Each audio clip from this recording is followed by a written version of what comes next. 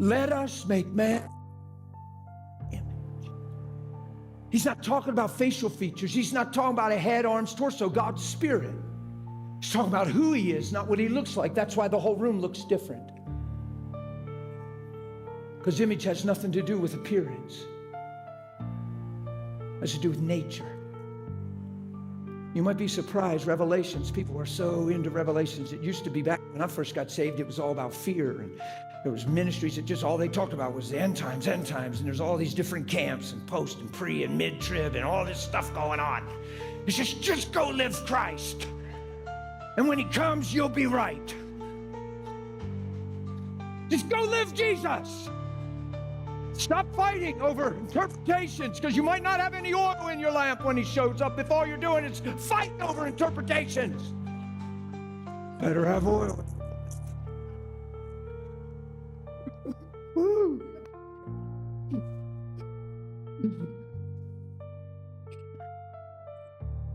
You look at the Mark 666, the mark of the beast. God's going to give us a new name. You look at that, you look at all that language, wonder if all that is. And then they make the movies and people have tattoos stamped on their hands and stamped on their foreheads. Wonder if it has nothing to do with the number. It's the number of man anyway. 666 is the number of man. Wonder if it's nature. Wonder if the mark is nature, what you express, because you know them by their fruits, and on the inside flows the outside from the inside. Wonder if the mark of the beast is the nature of the enemy in people. Just frustration, just anger, just judgment, just bitterness, just antagonize, just whatever.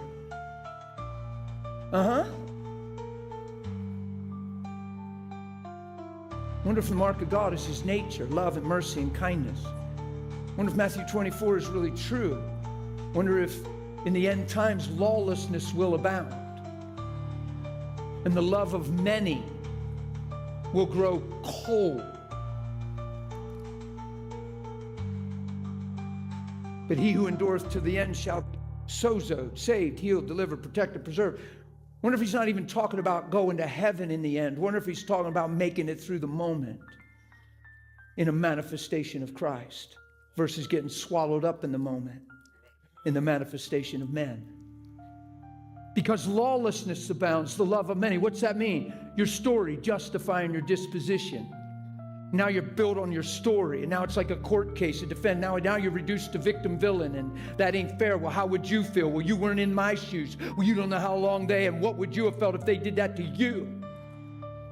And all of a sudden, because lawlessness abounds, you found some reason outside of him to not be like him, but he made you for his image. That sounds illegal. That sounds like out of bounds. That sounds like you're traveling on a road you were never created to even be on when I look at Scripture. But we've learned in a strange way that it's all normal and it's us. No, it's Adam, fallen, separated. It's Adam. We were born into Adam, and you must be born again. We turned that into a prayer that takes me to heaven instead of getting me back to the Father, where I find new life and the image is restored. And then I deny myself